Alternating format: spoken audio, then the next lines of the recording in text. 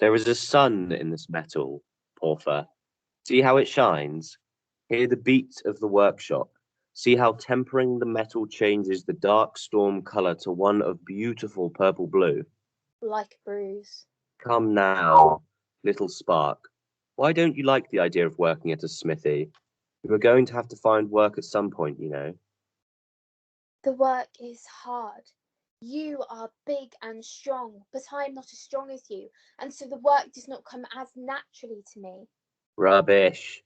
Anyone can become big and strong like me if they only put their mind to it.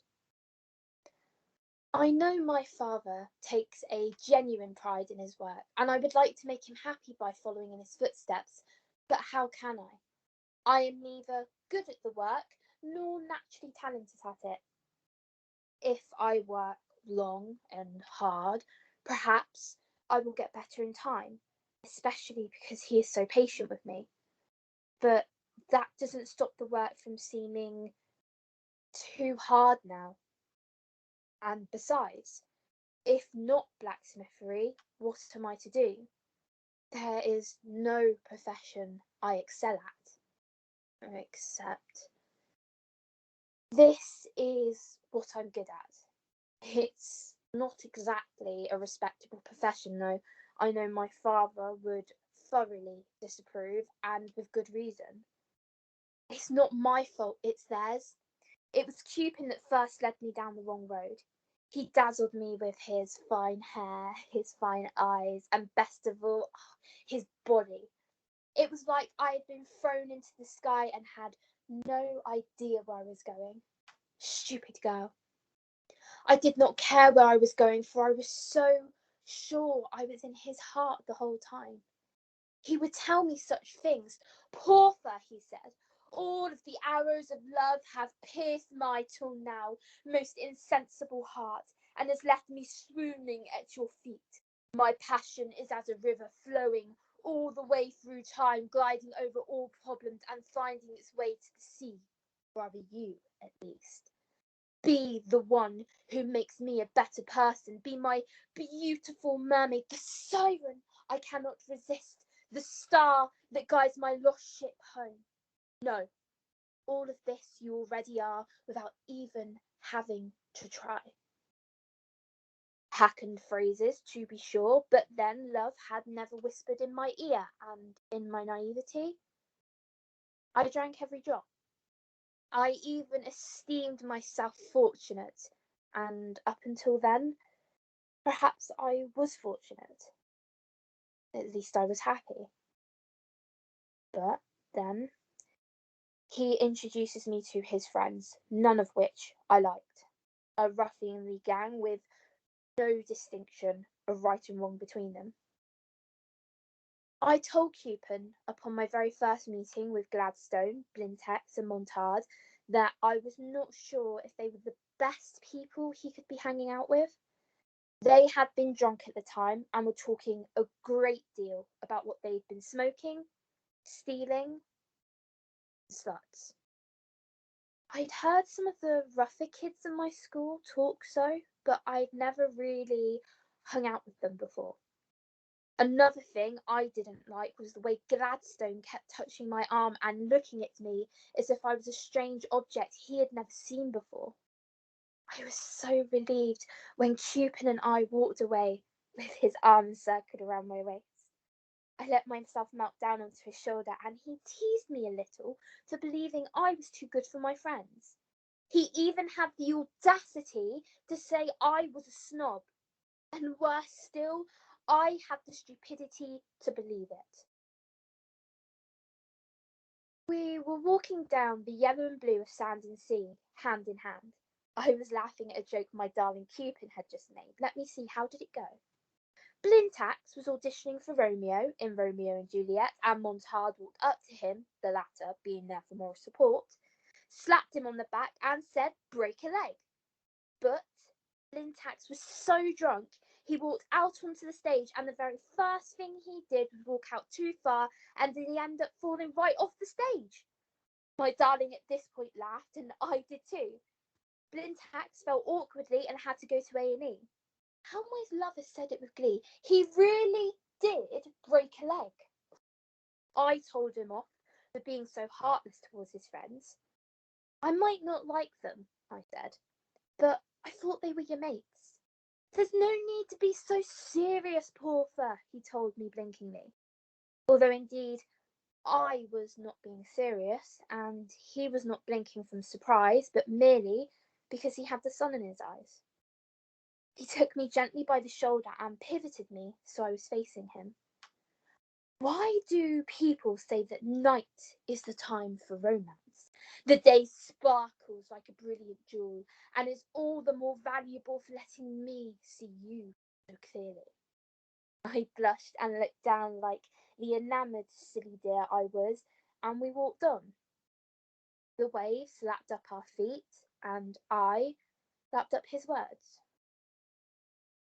Love is a very beautiful and very silly thing. At least the type of love I had for Cupid was like that. It was young, without wrinkles, with a full set of pearly whites, and I believed it was a healthy thing because to me, it was a beautiful thing.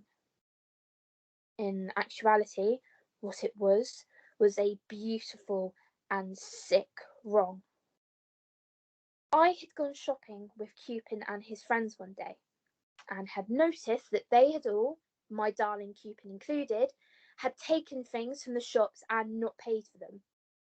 I stayed, still-faced as Medusa, whilst they laughed, gambled and conned people like the ruffians they were. Indeed, I was so angry that I told them goodbye and started to make for home by myself. Cupid ran after me as my high heels started to shout their way home. What is wrong, Porthouse? Don't play dumb with me. Gave me a couple of blinks and then asked me in a very quiet, calm, brave tone to explain myself. You and those other hooligans you were with, can you explain to me why you steal those things from those shops? You've been stealing t-shirts and chain necklaces and chocolate, all of which I know you full well have the money to pay for. Cupid smirked at me a little, then put his arm around my shoulder. It's fun. You should try it. I gasped and disengaged his arm from my shoulder. I started to walk away, but then... Are you scared, Porthouse? I thought you were better than that. I thought I could have fun with you, but you really are a snob and conceited too. I continued to walk away from him, but a tear glistened in my eye. Still, he talks to me, taunting me, even going so far as to follow me. You think there's something wrong with me? I'm sure, but you're wrong. If you can't have fun, if you can't live a little while you're young, then there's something wrong with you. That last remark of his hit me in the face like acid. I turned on my 6-inch heel and started to make my rather loud way back to the mall.